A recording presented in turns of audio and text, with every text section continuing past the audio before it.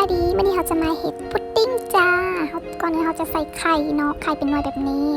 ต่อมาก็เป็นน้ำตาลแล้วใส่นมจืดจ้า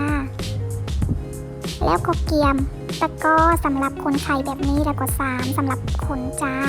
ไปเบิ่งวิธีกันเลยเอาไข่ใส่เนาะแล้วก็น้ำตาลใส่แล้วก็คนให้มันเข้ากันแล้วก็ต้มนมให้มันอุ่นเนาะแล้วก็มาทอดใส่ไข่หลังจากนั้นเราก็จะตองแล้วก็เอาทิชชู่เนาะมาซับหน้ามันไว้เนาะเพื่อบ่ให้มันมีฟอด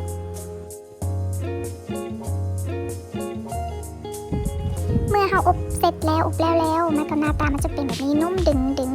แบบนี้จ้าแต่ใส่พอ